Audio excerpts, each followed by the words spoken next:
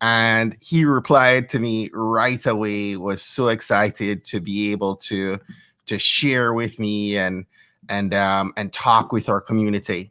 And I'm speaking about Mr. David Moody Jr., who is just an amazing, amazing trailblazer in every right. And I have the pleasure of having had him on in the first dozen interviews of Trailblazer, and we've had him back on the podcast since. And I'm excited. You know, when I thought about doing these Trailblazer lives, I said, listen, I have to have Mr. Moody back on to share some gems with us.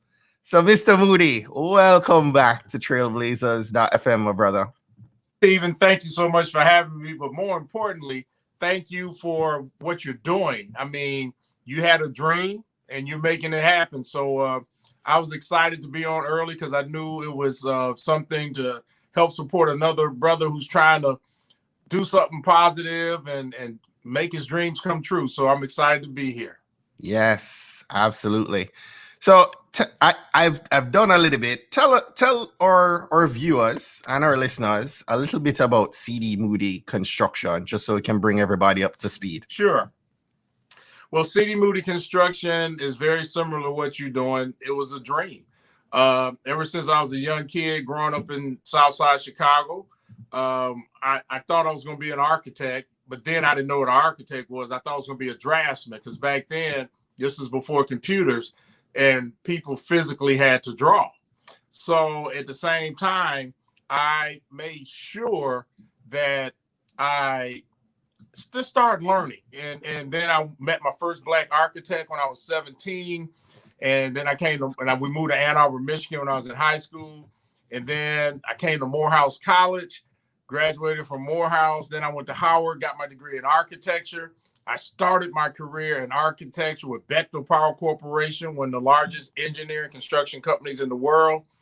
I took a field assignment on a construction site, a nuclear power plant, and I fell in love with that noise, the action. But also I realized, because this is, again, before personal computers, where we had to draw every day, all day. So two things I realized. I didn't want to sit at a desk and draw all day. And secondly, I realized I would just be an average architect, but I thought I could be a really good builder because it fit my personality. And that's why you often hear me say, there's a difference between quitting and changing directions. I wanted to be an architect, but I realized that wasn't my strength. So I changed direction. So there's a difference between a passion and what you're good at doing. So anyway, I start that career, and then my wife and I get married in 83. And wait a minute, no, we got married in 82. Wow. Also, I got married in 1982. And then we moved back to Atlanta in 1983. And I came to work for this small company. I told my wife, look, let's move to Atlanta. And two months later, this company goes bankrupt. Now, all of a sudden, the company I came to work for is bankrupt. And so what I thought was my worst day, 4 years later, actually became my best day. I went to work for some small companies. And then at 87, I decided to be an entrepreneur. In 88, we incorporated CD Moody. My first contract on our own was $88,000. I was scared. I was green. We had 2 little kids. I didn't know what I was doing. And as they say, kind of the rest is history. Now we're a major construction company. We've done Mercedes-Benz Stadium as a partner. We've done the Ray Charles Performing Arts Center at Morehouse, Atlanta History Center, Cyclorama, number of projects. But it started with an $88,000 contract and scared to death. And as he touched on, I mean, every year I look at Black enterprises, top 100 Black-owned businesses, and there is CD Moody Construction. For so many years, you've been able to build up an amazing company, but none of that happens without the struggles and the challenges, both personally and professionally. We've had the conversations about some of the personal challenges that you've had to withstand. But talk to me about, the business, because today I really wanted to gain some of your insights on questions that young entrepreneurs, right, who are maybe they're professionals that are in the middle of COVID right now, in the middle of this pandemic, saying, you know what, I'd love to just go ahead and push play on starting my own business. But given some of your experiences and knowing what you know today, what should some of our entrepreneurs be giving thought to? What are some of those thought-provoking questions that they need to prime the pump for before they even go opening the doors? Now, here's the part of entrepreneurship that I underestimated. I underestimated the stress of making payroll once you get your first employee and on. One of the things I'm most proud of, I've never missed a payroll, been late with a payroll in 33 years. And I tell you, though, there's a responsibility that you realize when you start hiring people, people are counting on you so they can have a livelihood. The other thing, and that's the stress that I truly, truly underestimated. You know, you can't go to employees and go, hey, I'm not going to have payroll this week or I'm going to be short. That I was not prepared for that responsibility. The next thing was you give up of yourself once you become an entrepreneur. What I mean by that, you might take a vacation and take time off, but you're always thinking about the business. What can you do better? A problem? When's the next job coming? Because we're in an industry where we eat what we kill. So you're constantly hunting. And that can wear on you. It gets when you're the person that's responsible. What I mean by that, you have other people on your team, but at the end of the day, when you're the owner, it's your responsibility. And the other thing that I kind of underestimated too, if a project goes south or something goes wrong, you know, it's on you. You know, to deal with it is you and your family assets. I mean, employees, and I call them teammates because they're teammates. But, you know, they can be committed to you, and they are. But when the financial part comes in, that's on you. So those are the kind of things to young entrepreneurs or whatever age you are becoming an entrepreneur. Don't underestimate the requirement of you and also the responsibility of making payroll every week or every 2 weeks, whatever it might be. That's real. And especially in a season like now, you have to kind of account for things beyond just the business. Yes. In an environment like today. Has that been, I imagine that's a challenge for every business, but how has your construction company kind of been impacted in this season? It's been tough, but, you know, I've weathered a few recessions. Then the Great Recession was really, really tough. And, I mean, this has been tough because you don't know when it's going to change. And this is one of the first, in fact, it is the first time where you're dealing with a disease that you cannot see and you don't know how it's going to impact it. I mean, we've had to put new protocols on job sites in the office. We all wear masks. On the job sites, and you have to get your temperature, you have to sign a waiver, you have to confirm if you've been around anyone. I mean, it's a lot of it's an extra work, and sometimes subcontractors will get COVID running through their company. So now your workforces are slowing up because if it hits a job site, you got to isolate that person, and people got to get tested who's been around them. So it's created unbelievable stress in all industries, especially in construction, because you got so many different people that come in and out in different companies. So it's been very, very stressful. But as they always say, as our grandparents used to say, hey, we'll get through this. I know that's right. So we talked about payroll, but let's dial back even more, right? Like I'm giving thought. I remember something you had said, you know, you not only do you have to have a passion for something, but you also need to have a talent, right? Yes. Or a skill. Talk to us about that. And, you know, where I'm giving thought, right? I'm green. I'm still like not even quite clear on this business idea. Sure. Why is that so important? That's a great question, and I always talk to people about this when they say, "Oh, I have a for this," but I always go, "What you really good at doing?" I had a passion for architecture, but that wasn't my strength. It's like you can have a passion for singing, but if you can't sing, but you might be a great songwriter, a great producer. I mean, there's so many other avenues in every business. Yeah. So you really have to make sure you know what you're good at doing. I often hear people say, "Hey, I want to own a business." I go, "What kind of business?" "Oh, I don't know, just any business." I'm like, you got to know the product. I mean, there are people who come in construction because they think it's an easy thing, because they say, "Oh man, y'all just pickup trucks." If you guys in pick, that's what most people think of. And it is a complicated industry. But if you don't know how to read blueprints, if you don't know how to estimate, if you don't know how things go together, but just because you have a plan for business, you also put yourself at the mercy of everybody that works with you. Because if you don't know certain things, you don't know if you're getting a good price, if they're doing it right, and it can take you out very quickly. Any business, I don't care what it is, you got to know your product, and you got to know the basic parts of how your business runs. Yeah.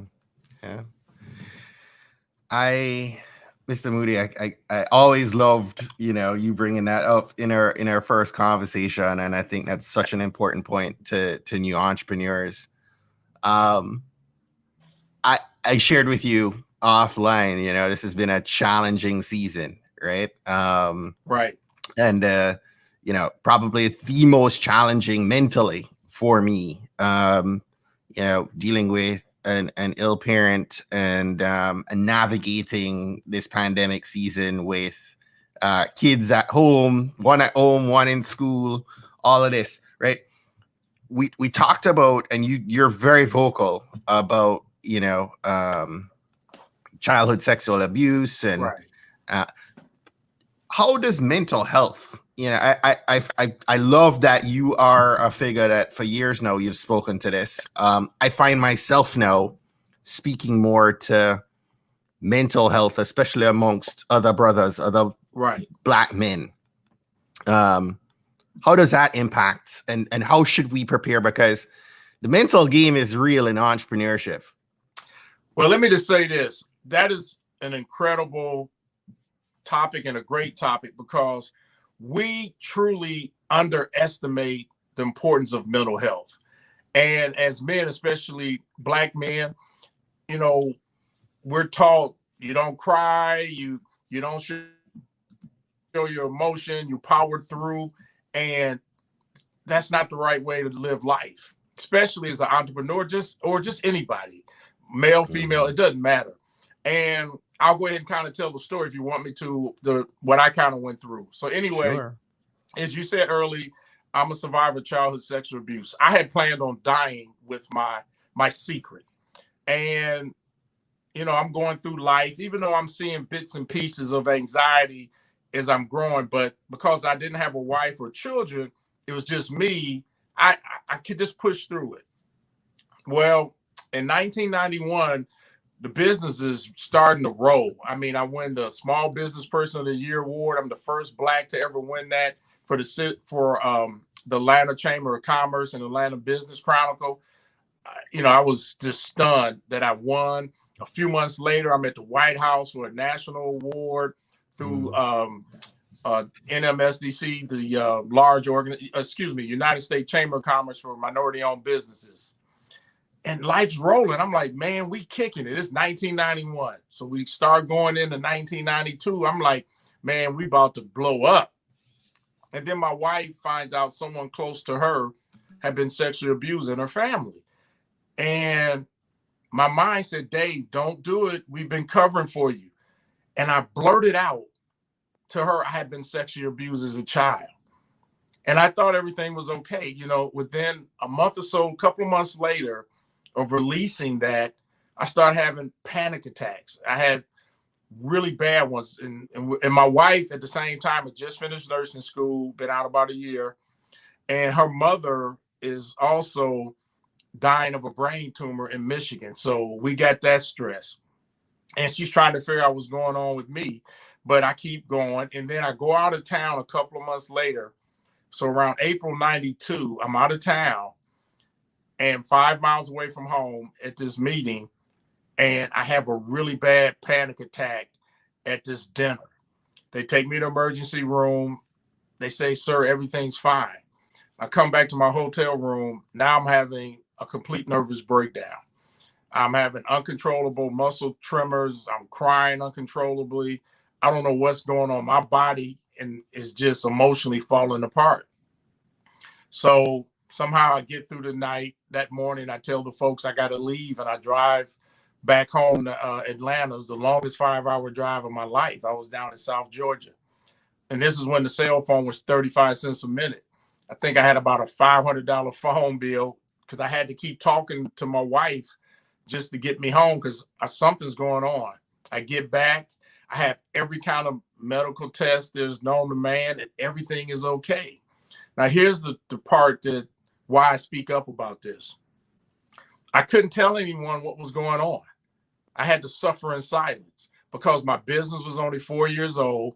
People didn't talk about childhood sexual abuse as adults and the impact it has on us.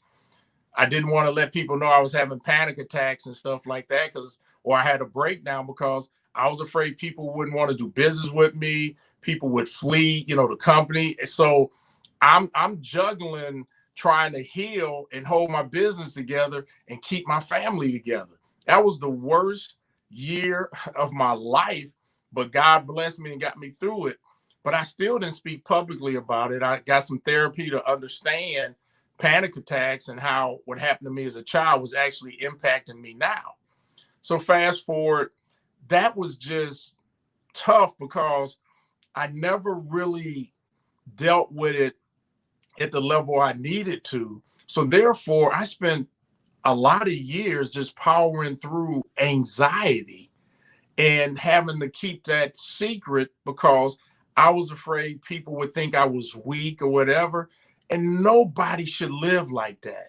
No one should have to suffer in silence from something that's not their fault. I was a child. I was sexually abused, and there's so many abuse or things that create trauma. That was traumatic. That was trauma. So actually, about 6 years ago, it was during the Jerry Sandusky thing in Penn State. And when I watched, I would work out in the morning and be watching ESPN. And I watched how all these people knew what was going on and they never said nothing. They kept putting these children in these situations, these young boys. And that made me speak up because I said, you know what, we need to make this real so people understand the impact that sexual abuse has on adults. Because what happened, we always say children are resilient, but we forget we become adults. And if you haven't dealt with these things, it can impact you. And I speak up also because I don't want anybody not to suffer in silence, but it stifled what I actually could have done in my business earlier, because I spent a lot of time dealing with anxiety in private, and I would go to things and I'd be physically present, but mentally I would be trying to make sure I didn't have a panic attack or something, or what would they think? So I want to help free as many people as possible to be all they can be. And that is get the therapy you need. Don't be ashamed to talk about it. 3 months ago, I finally went and got me a trauma therapist and did behavioral therapy. And that is the best thing I ever did in my life. I feel like I'm in my 20s now. I feel like I'm actually starting my business over, because for the first time in my life, I'm going to be able to run my business where anxiety and PTSD isn't what I'm fighting against at the same time. So that's why I speak up about mental health, because it comes in so many fashions. Trauma comes in so many fashions. And I don't want people to suffer in silence, but I also want people to free themselves from their past and be all they can be. And that's why I speak up now about it. And thank you so much for doing so. You've blazed the trail. In the last year, there's so many things you shared that I've heard you say before, because we've had this conversation a couple times, but October of last year was the first time I ever had a real anxiety attack, and it's a completely different perspective through which I hear what you just shared, and I can echo, the impact of therapy and how much that's helped to keep me, functioning and productive in this year. And I listen to you, and man, I imagine how much you've had to put up with, yet have been able to succeed at various levels on your journey with CD Moody. And now you brought your kids into the fold, right? They're part of the business, yes? Yes. And, I tell you something. I feel for my children, and I feel for any child that comes behind a successful parent into their industry. And the reason I say that, especially for me, I was a C student, wasn't nothing expected of me. So I didn't have that kind of pressure and stress on me. Yeah. But for our children of successful business people and coming to that industry, they hear constantly from other people, you're going to be like your mom, you're going to be like your dad, or you're going to be successful. So they end up putting, are you going to run the business? Are you going to make it bigger? And one of the things I told my kids, I said, please do what makes you happy. Daddy's doing what he wants to do. Please just be happy. But they're both in the business. They both have left and come back and realize, this is a great opportunity for them, but they have to put the work in, and they do. But I can only imagine what that's like. One of my good friends, I have a couple of friends that I've admired, the Russell family, they took over for their dad. I've watched Tommy Holder take over for Holder Construction. I've watched Larry Gellerstedt when he took over. So I saw some second generation folks do incredible, but also the stress that comes with that, because I talked to them about what was that like. And I definitely, if this is what they want, I got some really good young folks there. And I got some old heads like me that we're trying to groom that next generation, not just family, but not just my two children, but all the young folks that are there. And I'm really excited about how can we help that next generation of young people, especially of color and female, really excel in this business. And I use one of my buddies, Tommy Holder, as a really good example of, his dad got out the way. And I really hope that one day they get me out the way, because they got it. But I always will be there if they need me. But I'm also cautious, because it's hard for especially children of color. If their parents been successful, sometimes we're put as this shining star, and that's hard for a child to come behind. And I get it. And that's why I try and be as patient with my children. And I share that with other parents who are successful with their children. Don't underestimate the stress that other people put on our children, telling them what they should be or how they should be. That's a great point. Mr. Moody, as we wrap up here, man, I'm so blessed to have you sharing these wisdom nuggets with us. If anyone, there are quite a number of people here listening to us, especially over on LinkedIn. If you guys have any questions, feel free to throw these up.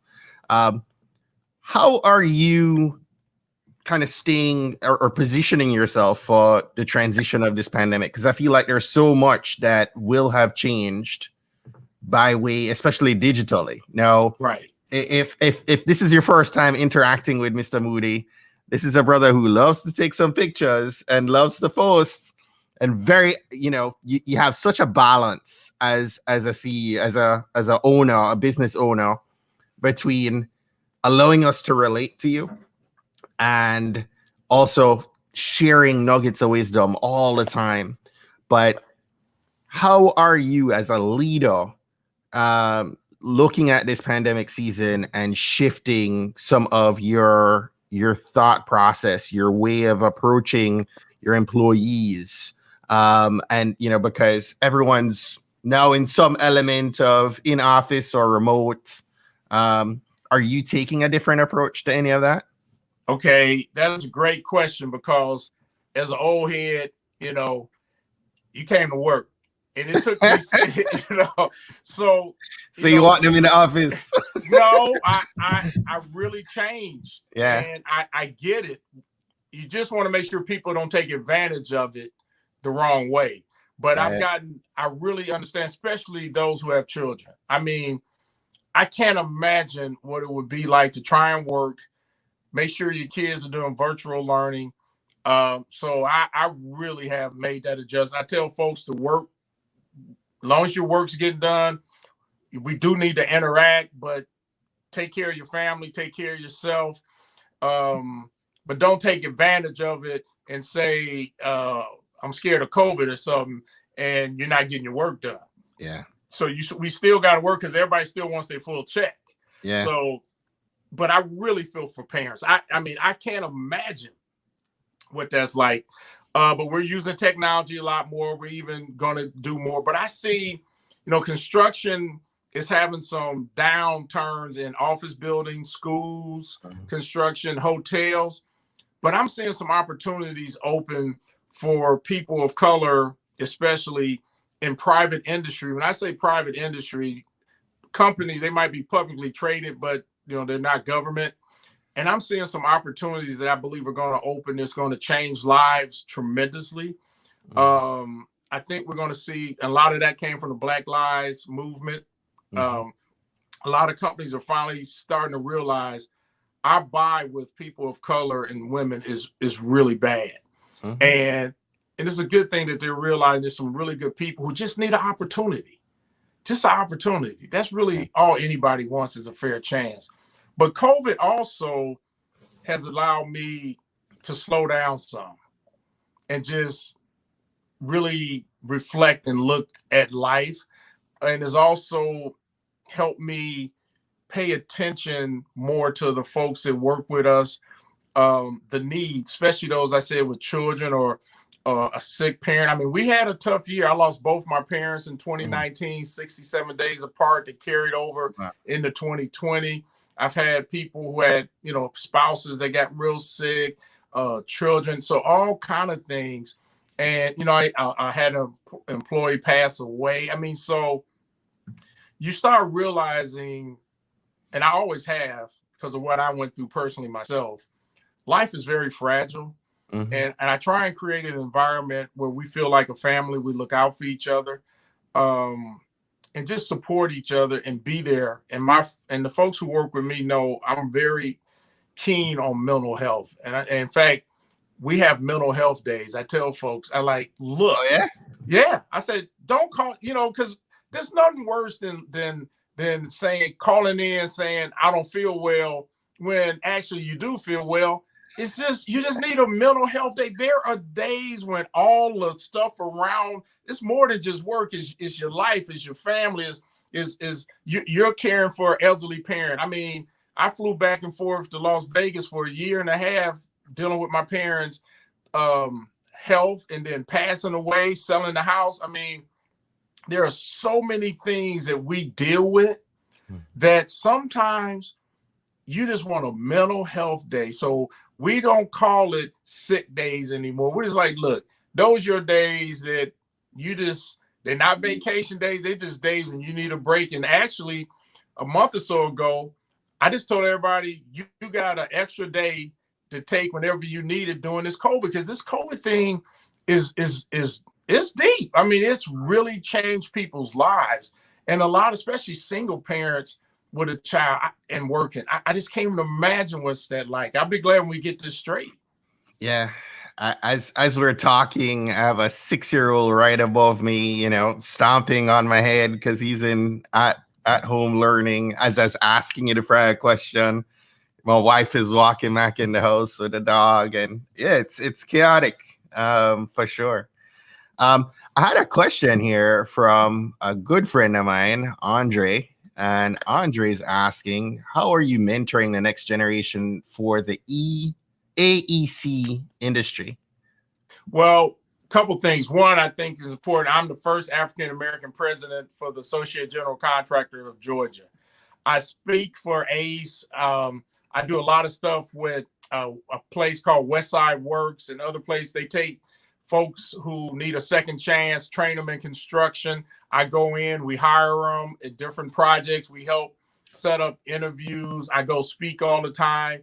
So I'm very, very active in helping people see the great opportunities in construction.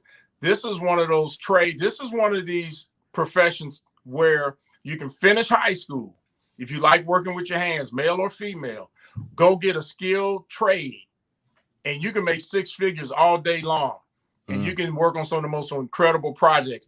I hate how we've made people who like working with their hands, vocational ed, like second-class citizens. I speak very, very firmly and proudly about our profession and the great careers that exist, not just as craftspeople, but as superintendents, project managers, estimators, accounting, business owners, chief operating officers. There's so many levels that you can grow in our industry. And I just think there's so much in the ACE that's important. I was supposed to be the keynote speaker for them here in Atlanta, but COVID kind of messed that up. So I'm very active in those things. Good stuff. Do you find yourself, are you consuming a good bit? Are you a big book reader, or do you consume a lot in audio, or how do you take in? You know, the one thing that I still don't do well, that I'm getting better, my attention span, because of anxiety and different stuff. But out in nature, that's why I post so many pictures about nature. When I get out here in Moodyville at the fishing pond, or I go hike somewhere, or I go camping, man, I'm just free. One of the greatest trips I ever took was a 7-day rafting trip down the Grand Canyon in 2017, and I hiked out. That was a life-changing event for me also, just the importance of disconnecting from negative noise. Because when you're in the Grand Canyon, there's no internet, no TV, no newspaper. And at first it was weird, you know, being disconnected. But by day 3, I didn't want to reconnect. And I realized why. I didn't hear nothing negative. It was just nature and that river, and rafting to our next location every day. And then hiking out 7.5 miles, 4,200 feet elevation change. Wow. I trained for 4 months getting ready because I was 60 years old when I did that. So I was almost 61. So I definitely trained. But it was just freeing. And I just try and make sure, because I'm always stressing. I don't want to use the word stress, but I'm always concerned about the business and my family and my close friend. I'm always concerned, especially in business. Do we have more work coming? Can I keep folks? I got folks who've been working with me for over 25 years. Wow. I mean, they put their families through school. They've raised a family. And the thing that keeps me awake the most is that I never want to fail them. I never want to fail my family. And that's what drives me. It's still, because I still believe I have so much yet to learn and build. There's so many other industries and construction that I want to get into and break that glass ceiling. And that's what still drives me. I love it. I love it. Mr. Moody, as we wrap up here, the question that I've asked you a couple times before, and I'll ask you one more time. What's one action that, or Blaze Nation, those having watched us, those who would have listened to us on the podcast, what's something that they should put into action this week that's going to help them to blaze their trail? Fight through the fear. And let me tell you what I mean by that. One of the things I learned about dealing with anxiety and dealing as a survivor of childhood sexual abuse, there's this incredible fear that you develop, what I call this imaginary fear. There's a difference between good fear, that fight or flight, when you know you need to move. When you deal with anxiety from any kind of trauma, you can develop this constant fight or flight feeling, where this fear of failure, a fear of people laughing, a fear of, I don't know what I'm doing, so why even try? So my challenge to myself and people all the time is fight through that imaginary fear that's stopping you from even taking a chance. One of the things my dad used to always tell me, he said, son, only 2 things can happen when you try. Only either you make it or you don't, but at least you tried. And it's been hard for me because of what I dealt with from my childhood into my adulthood. I always had an issue with failing, that people would think, because my self-esteem, even though it would be hard for people to believe, my self-esteem was not high because I carried some baggage that I had to finally deal with from my childhood. But I was always afraid of failure or people saying something negative about me. And I learned I can't worry about that. Just be the best person you can be. And I always try and err on the side of truth. And so when you hear yourself, when you hear that fear creeping in and you know that anxiety or that worry, what's an actionable? How do you navigate through it? You got to get to reality quickly. Say, all right, what's the worst that can happen? We're so afraid of what others will think if we don't make it. And that was the beauty that I found in my life, was nothing was expected of me. They thought I'd be okay, but if I failed in business, they would say, "Well, that's what we expected." But you got to take that step, man. When I look back, and sometimes I think I haven't really been that successful, but sometimes I'll look back and look at our first office was our bedroom. And then the next office I rented, my brother had a mail and more shop, and I had a little piece of space in his mail shop. And then I got a 12 by 12 office. To see where I am now. And I realized, man, you actually did something. You fought through that fear. So to me, the big thing I want people to do and understand, you got to fight through that fear that holds you back. Get to reality. What's the worst that can happen? So what if it doesn't work? What did you learn from it? Fix it and go again. Keep going. Life's short too, so don't waste it. Listen, I always say TGIF means the Trailblazers grind includes Friday. You heard it here from Mr. Moody. I'm so blessed to have you on, my brother. Thank you so much for rocking with us. Tell our Blazer Nation how they can connect with you. Sure. Well, a couple of things for those who are interested. I wrote a book called Fighting Through the Fear, My Journey of Healing Through Childhood Sexual Abuse. It's very little bit about the actual sexual abuse. It's nothing graphic or anything like that. But I talk about what it's like to deal with anxiety, raise a family, my funny stories about college and life, what it's like to build a business. So it's a business book, a life book. It's an upbeat book. And because I'm not a big reader, it's an easy read, so there's no big words in it. You can also go to moodyspeaks.com. That's a place. I have a blog where if anybody has dealt with any kind of trauma, they want to get some resources, find information, or want to read successful stories of other survivors, they can go to moodyspeaks.com, or you can go to Instagram, cmoody1003, or Twitter, cmoody1003, or LinkedIn, C David Moody. What's the 1003? That's, back in the old days when AOL was going. Yeah. And I went to get my email address. That's what they gave me. So I just used it. The 1003 has no meaning at all. So listen, everybody, make sure you go check out Mr. Moody's website. Again, that's moodyspeaks.com. You'll be able to find the links to his Instagram and his Twitter there. Definitely make sure you get connected with him. Let's see here. I see Sean over on my good brother Sean Dove is rocking with us this morning. It says, thank you for your vulnerability and courage. Annette, Andre, Ken, Ralston, Kelly, thank you so much for rocking with us. Yvette was here with us earlier. Says Yvette Moyo says, like your work. Happy to hear this amazing Chicago brother.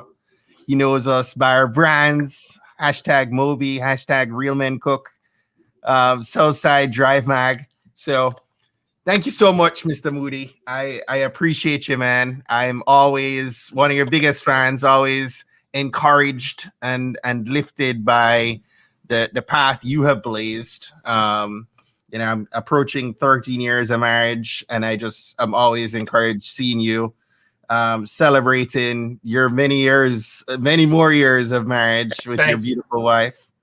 And encourage other entrepreneurs, other professionals that are watching, whether live or watching this replay, to follow Mr. Moody. These are the kind of professionals and entrepreneurs and business owners we need. Real life mentors, real life trailblazers who can give us guidance along the path. He's very accessible, and as you've seen here, an extremely humble being. So God bless you. Have a great week. Right. Enjoy your weekend for everyone listening. Hang out with me 1 second, Mr. Moody. Take care, everybody.